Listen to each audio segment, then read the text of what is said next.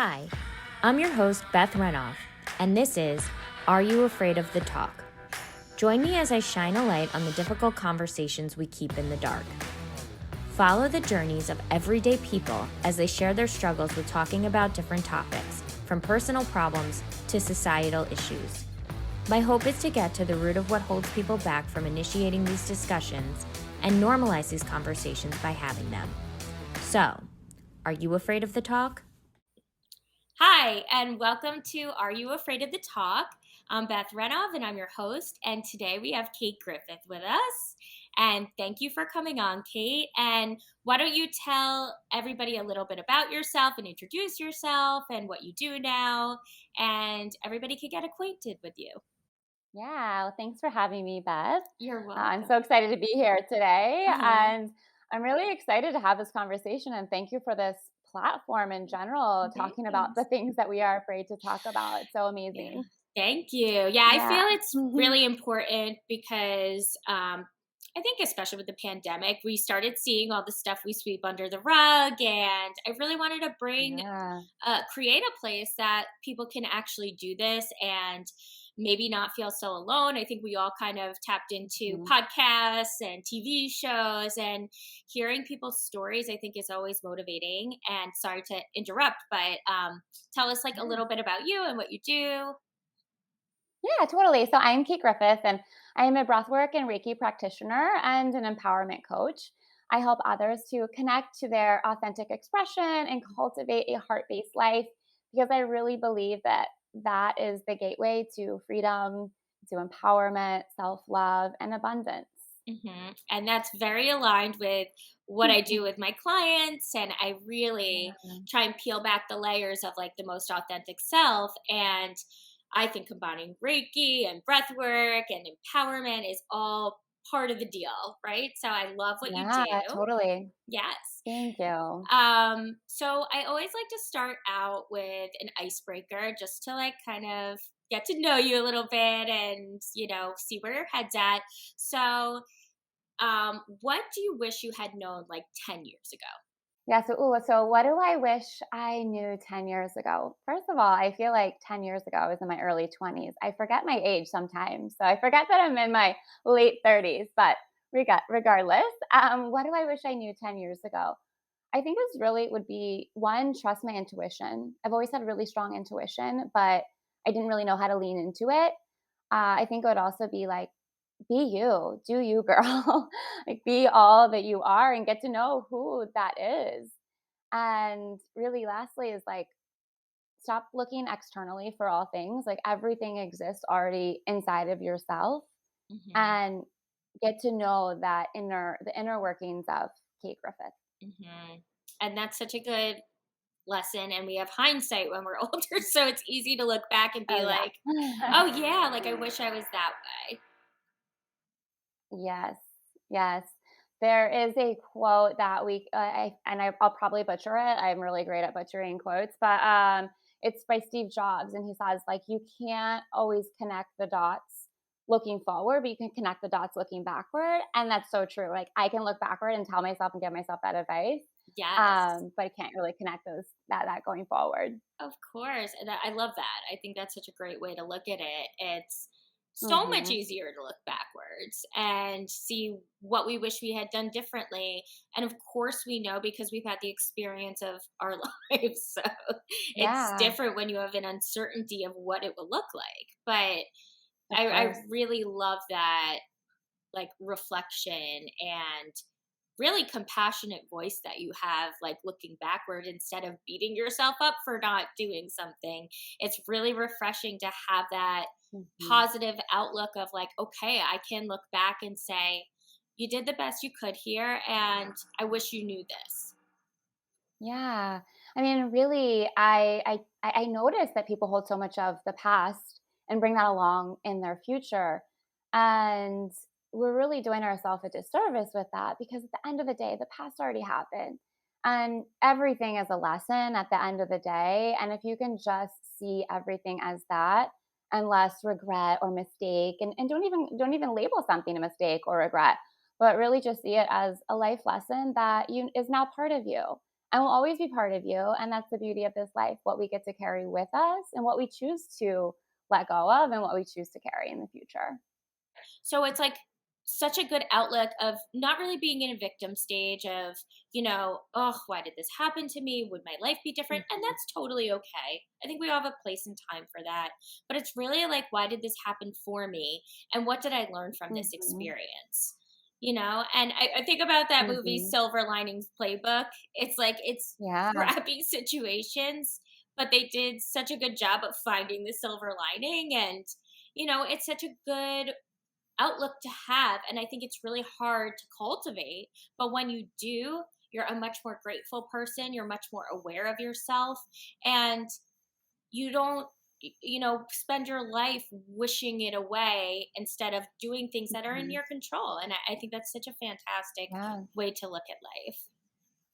Totally. I think the more that we sit in acceptance in general, that we can sit deeper in like trust and surrender of what's going to happen because we've accepted what's already happened. Mm-hmm. Now we can sort of sit in that trust that like whatever's going to happen in the future, like we can accept that it's going to be for us. Right.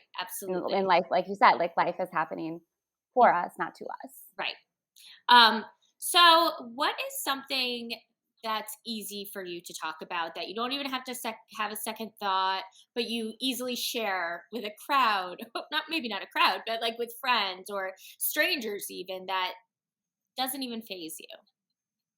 Yeah. So I mean, I hate to give you like a really generalized answer here, Uh-huh. but I think that when you can sit in your heart and you can communicate from the heart and less from ego, I think that all conversations become easier, even Hmm. if they aren't the pretty conversations, right? It's not Hmm. about like the highlight reel of your life, but if Hmm. you can just communicate from that heart space and with less ego, everything becomes easier. And Hmm. those are the conversations that I love to have. Like, I want someone to get to know me, like below the surface, like what's under Hmm. there, like what have I gone through, like again, not the highlight reel. And I want to get to know other people Hmm. below the surface, like what's in your heart. Like I want to know, yeah, like how is your day going, but like I want to know how is your heart feeling, like how are you doing. Hmm. And not the like, oh hey, how are you? Oh, I'm fine. Oh, how are you? Oh, I'm fine Hmm. too. Like, okay, great, we're all fine. Hmm. But like what's really there? Hmm. I'm kind of tired of those surface level conversations and like, Hmm. let's dive deep. Let's Right. talk about what's going on Hmm. in the world, in our heart, in our communities. Like, let's have those conversations, Hmm. Was which there is a what you're doing right, here. which I'm trying to do. But I was there a point where that wasn't easy for you to do? Oh my goodness, yeah, yeah, yeah, yeah, Mhm. for sure. Yeah, Mhm. I was living a surface level life. I was living very externally. Like I didn't know what my internal connection looked like at all. Mhm. So I was always looking outside of myself. I always like tease that I'm like a recovering perfectionist, validation seeker, and people pleaser. And that Mhm. mixture is really the perfect storm for not getting to know yourself, truly, your heart, and connecting to your heart, Mhm. which, led me to so many different dead ends Mhm. and not allowing people to see the real me. Mhm. I wasn't allowing me to see the real me, Right. really, at Right. the end of the day. And if I wasn't willing to acknowledge who I am, what I'm about, what I like, what I don't like sit in all of my goofiness, awkwardness, like what have you, Mhm. and just be, I wasn't willing to be that. So why would anyone else allow me to be that? Right. So what do you think Mhm. was a topic that was comfortable for you while you were in that space? While I was in that space, yeah, that mindset, like, I could talk about clothes, I could talk about bags, I could talk about what we're doing this weekend, Mhm. where we're gonna eat, cool, Mhm. how's that gonna look on our Instagram feed, like, that's what I could talk about. Mhm. Those are the conversations before that were there was no satisfaction there. I just Mhm. didn't realize it at the time. Mhm. I lived in South Florida for 10 years, so you can't, and originally from Ohio, so you can't really move to South Florida without it, not affecting you, or without it affecting you just a little bit. Mhm. And it affected me. Like it affected every aspect of my life. Mhm. Some now that I can see in, such a beautiful way, and some Mhm. in ways where like I wasn't sure if I liked myself anymore. Mhm. And Mhm. it sounds like those are easy topics because there's really nowhere that feels unsafe of like, oh, it's going to trigger a feeling inside me I don't like, and I might have a reaction that I don't like. And what I really hear too sometimes is that it's Mhm. about control. I can Oh, control. control that type of Yeah. conversation. And I feel like we are, like, as a culture, just on a surface level. And that's like what we can Mhm. handle. And I like asking this question because Mhm. almost everybody has the same answer. It's never like, Yeah. oh, it's like my job or my family's okay. We're going to travel here. But it's never like a deep conversation about Mhm. where we're at. And if you ask anybody, how are you doing? Most people are like, I'm good, but they're really not Mhm. good. you Yeah, yeah. I know it's like just like you're in passing and of course it's like, "Oh, Right, good, good." right, right, But I don't mind stopping for like right. 3 minutes just to like get to the bottom of what's going on. Right, right. And I feel like I wish more people were open to that. Like, I stopped one of my friends, we saw each other on the street, and I was taking a medical aid in dying class, and that's a very heavy topic. And Sure. we bumped into each other and had this like 15-20 minute conversation about that and how surreal it is and what it must be like. And I feel like if we just all had a little bit more empathy and Mhm. trusted that these conversations aren't going to make us fly off the handle. you know I, Right. I feel like it just triggers people's insecurities and vulnerability, and vulnerability is a scary thing. So I think people are like, this is just really safe and I don't have to go any deeper. Sure, definitely. And I think that, and we can play life safe, right? But Hmm. really, like at the end of the day, what's the fun in that? Hmm. What's the we're here. We're here in this human experience. Like let's experience it all the emotions Hmm. and, you know, live a life just full of, our own truth and Hmm. freedom of expression. Hmm. And how that looks for each person's going to be different. But I before was really trying to live a life just like, let's blend in, let's do it safe, Yes. let's be really, really safe. And I think you just hit the head on the nail. It's all about being accepted and feeling like we belong and fitting in. And it's either to camouflage Hmm. ourselves because we don't want to stand out, or it's so scary, to not fit in and feel like an outsider. Yeah, yeah. But Hmm. it's a really lonely way to live at the end of the day Hmm. because your soul knows, right? Like your Hmm. soul knows that there's more there. And Hmm. I just feel like it's going to kind of keep showing you that or Hmm. sending you signals, signs, red flags, like what have you. Like it's going to keep sending them your way until you sit down and you listen to that heart. And it's like, okay, what is my heart craving? What is my heart asking for? Hmm. And like really and truly, this isn't easy. Hmm. But really connecting to, okay, I know this isn't for me, or whatever it is, or this is what I'm craving more of in my life. This is what Hmm. feels inspiring.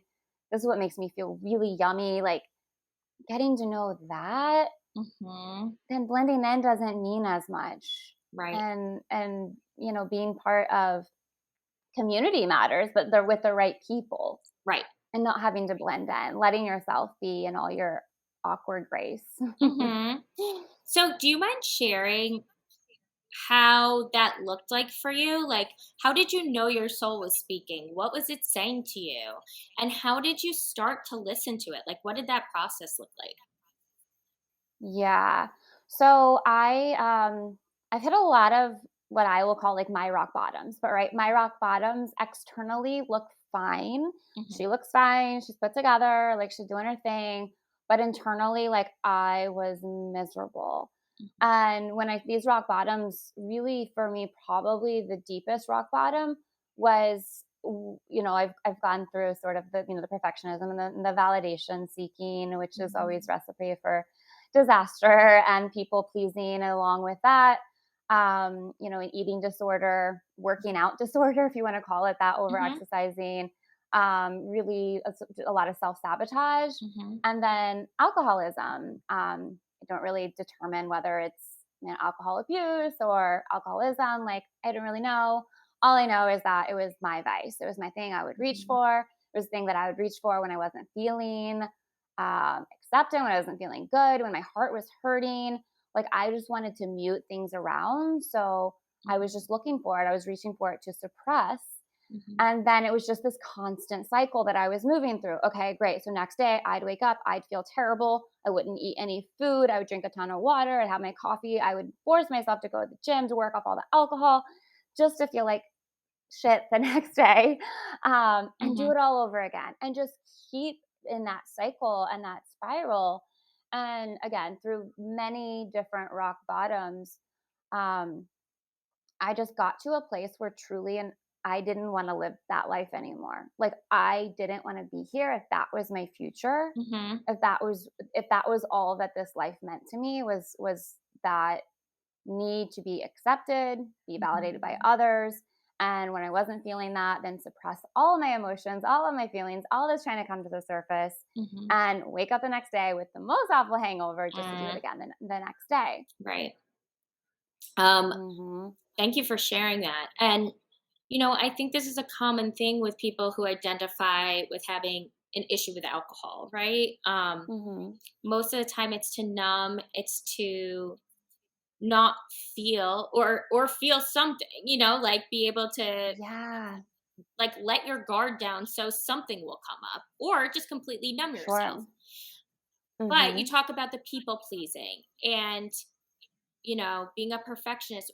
What do you think contributed to those? Because they're really trauma responses, right? What do you think contributed to those behaviors? Yeah. So, I know we like in the healing space, we talk a lot about the inner child, right? Hmm. And I want to say that nothing exactly happened in my childhood that prompted that, but I was a Hmm. perfectionist and looking for validation from a really young age. Something Hmm. that I don't actually remember, but my sister does. She's 5 years older than me, and she just remembers that we would be somewhere with my mom, and everyone would look at me as a little child and be like, "Oh, she's so pretty." Hmm. And to my sister was sitting there like, "Hey, what about me?" Right. But then for me as a kid, I guess I don't know what if I was told that. Like I had these huge blue eyes. They were like the same size that they are right now, and this little like itty bitty head, little bitty body, and Hmm. like blonde hair. Um, so I don't know if it was from that. And then with sports, when I was a kid, everyone's like, "Oh, she's so good. It came really easy. It came naturally. Like my parents are athletes. Like came Hmm. natural."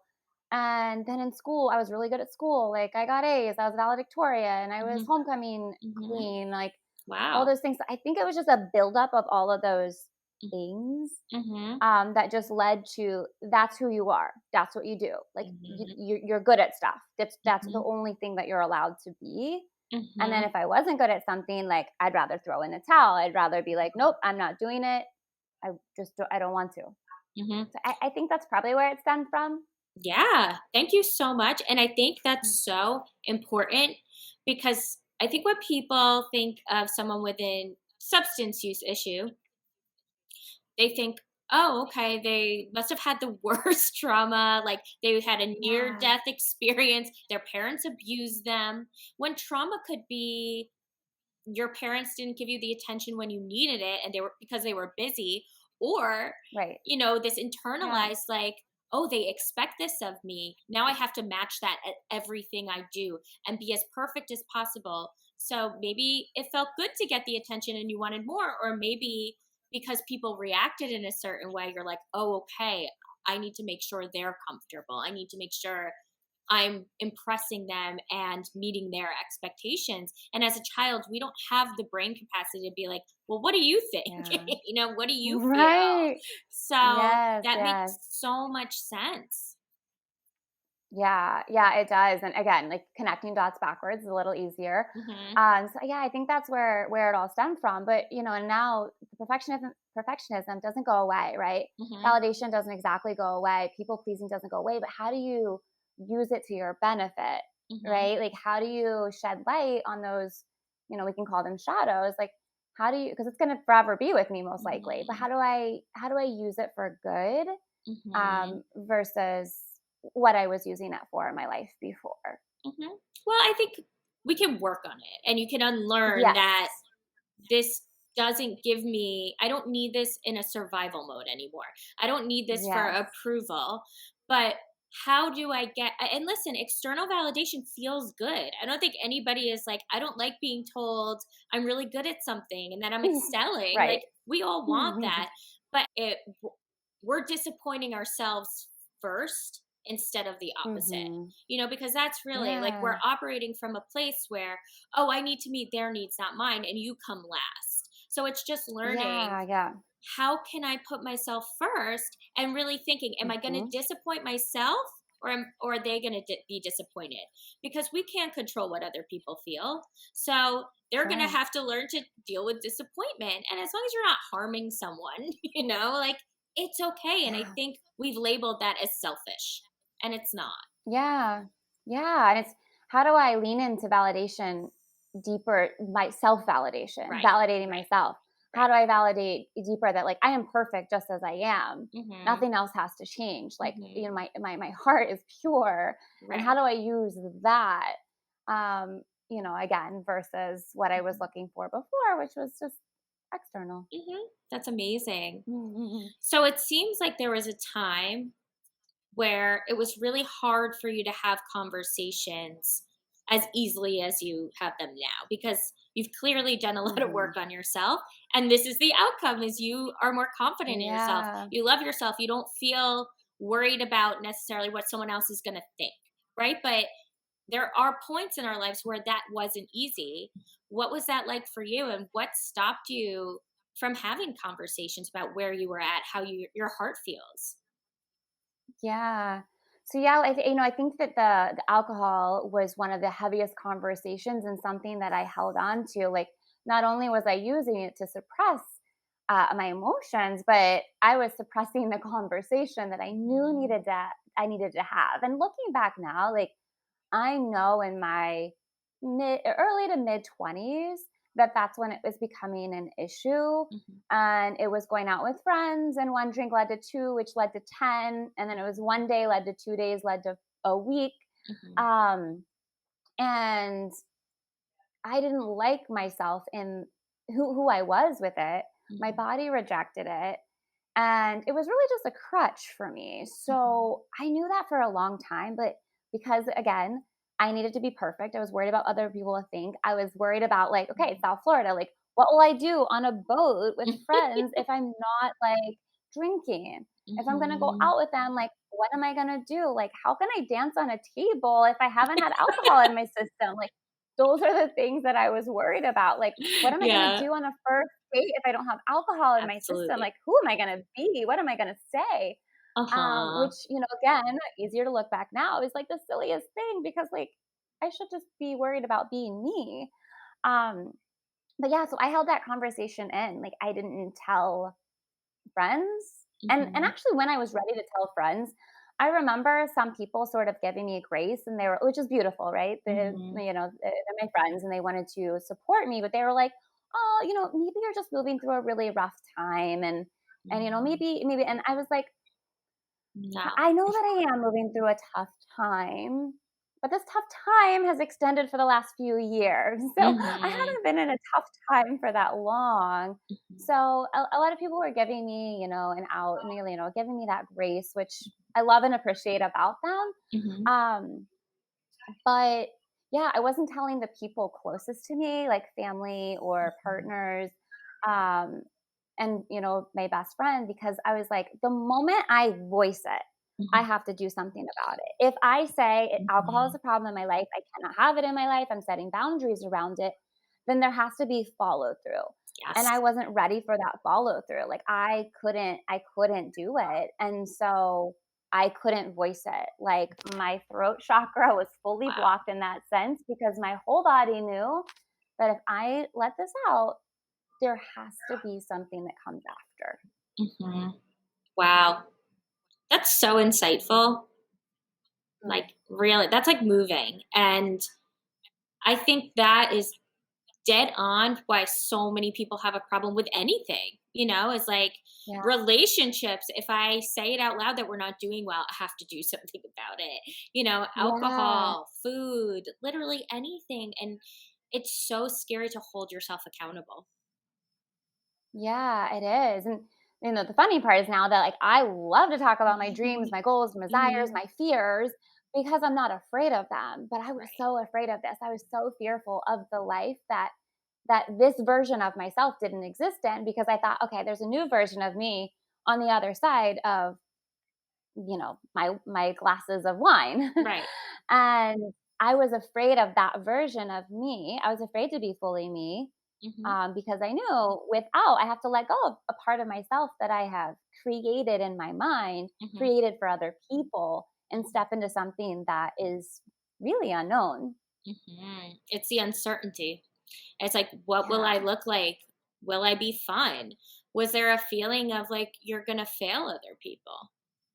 Mhm. Yeah. Mhm. What are other people going to think? Right. And I'm sure we'll get to it, but it's still to this day, it's there's a little like look when you don't order, um, a glass of something or a cocktail. It's like, huh. Yeah. Or there are the questions that usually follow, which now I love talking about because it's fun to express and it feels really good and it's part of Mhm. my healing journey. Mhm. Um, but I don't think I could have handled those questions well. And the Mhm. amount of times where I quit drinking, um, and then would go out, and the moment, like, someone was like, "Oh, what would you like?" I was like, "Ooh," my head was saying, like, my heart was saying, "You don't want anything, you just would like some water." Mhm. And then but no, I'd be like, "Oh, I would like a glass of X, Y, and Z." Mhm. Yeah, it's like you were betraying yourself just to Mhm. feel accepted. And I think that's a Yeah. really big struggle. And you said something before of like, well, I was 22 or 23 or mid 20s. And what were people going to think if I didn't order something? How could I have fun, dancing on a Mhm. table? And I'm sorry to laugh, but it's just so true. You're like, how could I have fun doing this? Because your Mhm. entire world in your 20s is your friends, is socializing. So it's Right. such an ostracizing feeling to be like, I'm not doing the thing that everybody does every single weekend, even every day, to just you Mhm. work to play hard, and play hard isn't traveling, enjoying a really nice meal, spending Yeah. quality time with friends. It's let's get as fucked up as possible and have these like crazy stories, and Right. it's so different to look back and be like, I know that's where we're at, but Mhm. it sucks to have felt that way. Yeah, yeah, it really does, especially, like, when deep down again, like, I have strong intuition, we all do, and Mhm, I knew in my gut, like, this didn't feel good. I knew in my heart it didn't feel good. mhm. But getting out of that cycle is, easier Right. said than done. So, Mhm. what was there something that happened, or what was?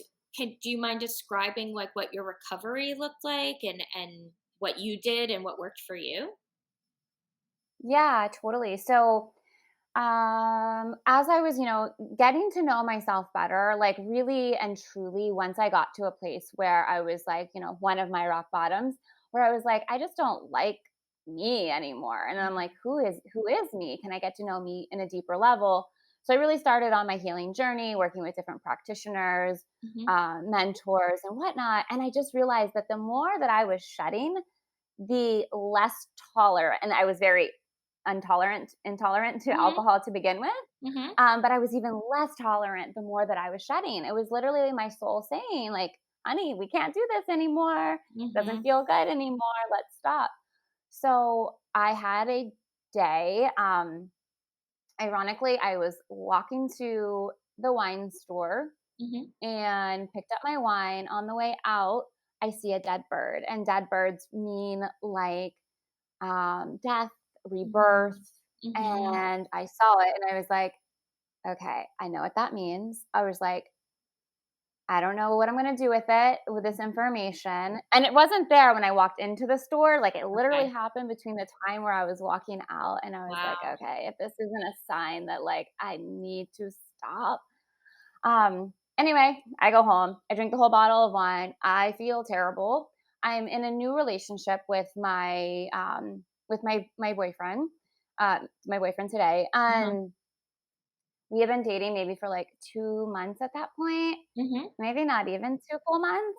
Mhm. And I drink the whole bottle of wine and I'm feeling all things, all emotions. And I'm like, this voice just like is in my head, like, tell someone, tell someone, tell someone, please, please help, tell someone. And so I call him or I message him and I'm like, hey, how are you? Like, where are you right now? He was like, I'm in Staten Island. I was like, could you maybe like make it to my place soon? And he was like, sure, everything okay? And I'm like, yeah. Which, funny enough, like, poor guy, Yeah, I he saw probably you. thought he was coming. He probably thought it was a booty call. Here, like, I am, like, a bottle Right. of wine, maybe even more deep, and I'm like asking for help, support, someone to hold me, hug me, and tell me it's going to be okay. So he comes Mhm. over and we have that conversation. And Beth, I know that you know my boyfriend, and he's Mhm. a kind, amazing, pure soul. Yes. So it's probably an easier conversation to have had with him because he is such an amazing individual. But like, that's what I needed. I needed to voice it, tell someone. I remember him being like, okay, we're taking action. We are doing this. He throws out any alcohol that's in my home. He throws out my wine glasses, which I'm still sort of mad about because I really love to drink my green juice from a wine glass, like really into like romanticizing life. So I still think about it and I'm like, why'd you throw those out? Yes. And number 2, like, if I still really wanted to drink, like, a girl who wants to drink is gonna drink it straight from the bottle, like, Right. the wine glass doesn't matter, but he didn't want anything to trigger that in me to, like, the Right. remembrance of, like, "Hey, go grab something." Right. So, I was like, "Okay." And so each day, like, we just kept talking and talking about it and talking through it. Mhm. And again, I was working with a mentor at the time, which I hadn't told her, which, like, Mm. that as a therapist, I'm sure, like, oh, it's great when people come to you and they withhold information. Like, I withheld Oh, that information because I didn't want to be seen. I didn't want her to right. see that because I was like, I can handle this on my own. And like, no, Mhm. honey, you really Right. But you had to come to that on your own, and even if you went yeah, to a therapist and didn't tell them, that's okay. Like, you have to come mhm, to it when you're comfortable and you're your ready. body was telling you it's safe enough to do this. And I truly Yes. believe that, like, it's okay. Like, I have clients, I mean, even in my experience in therapy, I didn't come to things until like 2, 3 years in, so Mhm. it's Sure. okay. And that is the beautiful part of healing is you come to these decisions. It would not have been effective if you said it and you weren't ready, right? Like exactly Yeah. what you were saying. Like you had to hold yourself accountable, and only you know when that time is for you. Yes, totally. And for me, like, it was loud and clear. I heard it. I knew this was my time. I knew I knew at that time, like, my relationship with my boyfriend was going to be something very special. Mhm. So I had to just let that out and like voice my truth. Mhm. And right, it's just my whole evolution into like my most authentic self. And my most authentic self, unfortunately, has dealt with alcohol abuse Mhm. and or alcoholism. Again, like, I don't really determine it one way or the other. Yeah. So yeah, so I had to voice it to people in my life. I had to talk to my best friend. I had to talk to my parents about it. Mhm.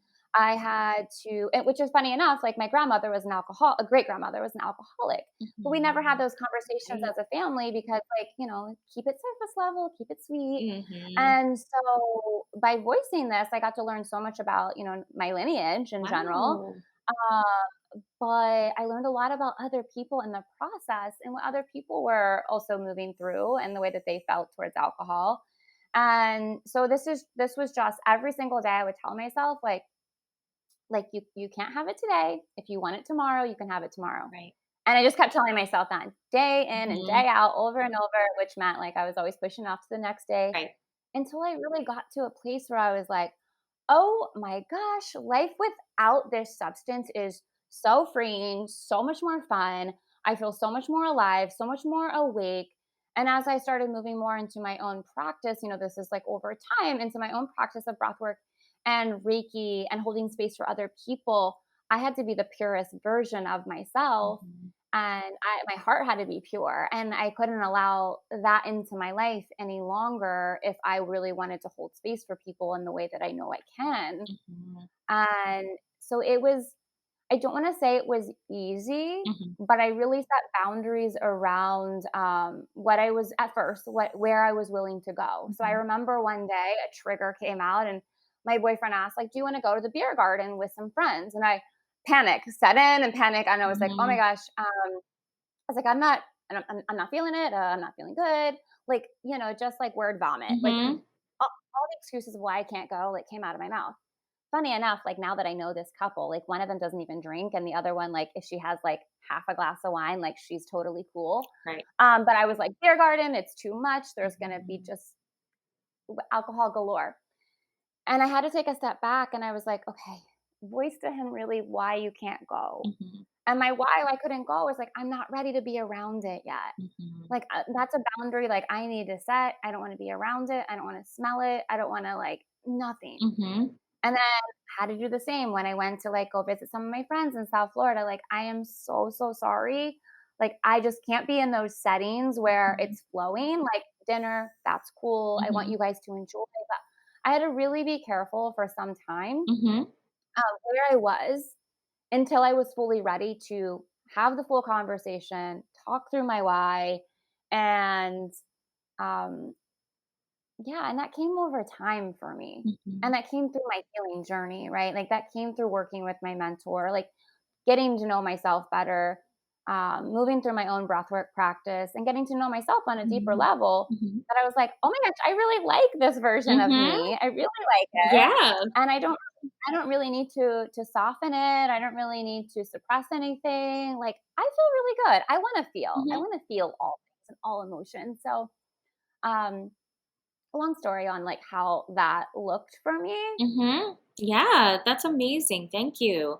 Did you Yeah. use or ever try something like AA or any of that stuff? Because I know there is such a split of people who are like, I hate that and it's not for me, Yeah. and people who are like, it's the best thing in the world. Yeah, so I didn't. I did go to one meeting like years ago, um, with a kind of an acquaintance because really like I Mhm. wasn't ready to tell my like Right. bigger, group of friends. So I reached out to an acquaintance and he had been in AA for some time. Mhm. And so I went to a meeting with him. And when you have to say like I am Kate and I'm an alcoholic, like I just burst into tears, which is what I needed to do, right? Mhm. But I left that meeting and I went to go buy alcohol and ultimately like whatever Right. drank myself into whatever it was Mhm. that I was drinking myself into that day. Mhm. um and so again, I don't think I was ready. I don't think I was ready to admit it. Mhm. And then the only feeling that I have is like anything that follows I am Mhm. for me personally is going to be empowering Mhm. and loving. And so for me to say like I am an alcoholic, which I'm happy to say, Mhm.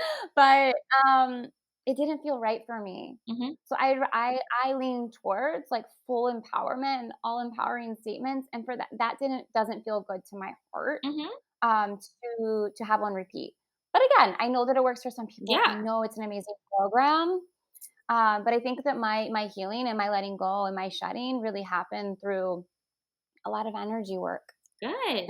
and plant medicine, Uh-huh. seeing what a pure life could look like for me. Uh-huh. So that was my journey. That's amazing. Thank you.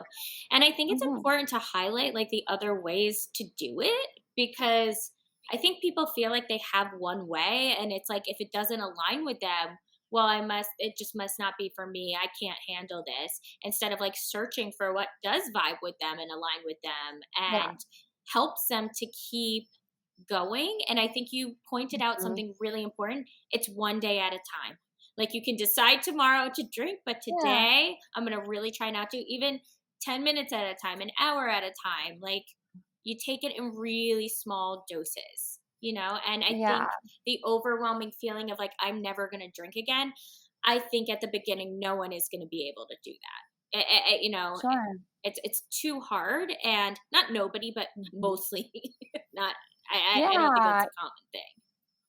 Yeah. And again, I have to make the statement that I had the best support that Mhm. I could have Mhm. in my partner. Mhm. So without that, I think it would have been really hard. Mhm. So maybe AA would have been the support that I needed. I Right. can't really determine that, but Right. I had such strong support in my Mhm. partner, Mhm. that that's why I was able to do it without. Yeah. Well, that's Mhm. wonderful. And I think in life, we just need supportive partners for whatever we go through, you know? And I think that is such a key thing when looking for a relationship and looking for a perfect partner for you is knowing that Mhm. they're going to be able to support you during a really tough time. And it Yeah. sounds like you guys have such a healthy, wonderful relationship. Yes. Yes. I'm very lucky. Yeah. Very blessed. So, is there something you feel is beneficial from being able to talk about this and have these hard conversations? What do you get out of that? Ye Yeah, so I don't think that you realize until you start having hard conversations, the weight that is lifted Mhm, the moment that you just let it out and start talking through it and how good that feels. mhm, Like, we aren't meant to do this life alone, I don't think. mhm, And by not asking for help, like, you're really just sitting in that loneliness without, being able to use the expression of voice to mhm, let it out and let it go. mhm, And I think that's just something that I have learned with this situation with alcohol and many different situations mhm, is don't be afraid to have the talk. mhm. Have the talk, have the conversation. And sometimes you have to rinse and repeat it a couple of times before it feels comfortable or before you can let it go. But by holding it in, I don't think that we're doing ourselves, you know, um, we're doing ourselves a disservice by holding Absolutely. in all the things. It becomes toxic because you're keeping this giant secret. And it's a lot Yeah. from yourself because it's denial. It's like, oh, it's not that Mhm. bad. I can keep this to myself and I can do this on my own. It's like, it's nearly impossible to do on your own, something like that. Yes. Yes. So, I remember writing in a journal one time, like the secrets between my four walls. And mm, that was my secret, right? And maybe mhm, people knew, maybe people saw it in me or smelled it on me, like, I don't even know, but, you thought you were keeping it a secret, and it was like, this secret between my 4 walls mhm, is weighing me down. mm. That's such a hard feeling to like sit with day in, day out. Mhm.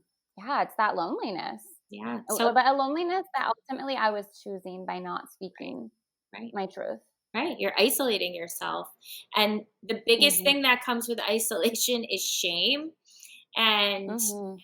and I think that's a big part of why people don't do it too, is it's so shameful to admit, "I need help. I can't do this on my own," when really at Yeah. the crux of it, we all need each other for most things, Maybe we've Yeah. had to be on our own in the past, and that's okay. It doesn't mean you have to be that way moving forward, and Yeah.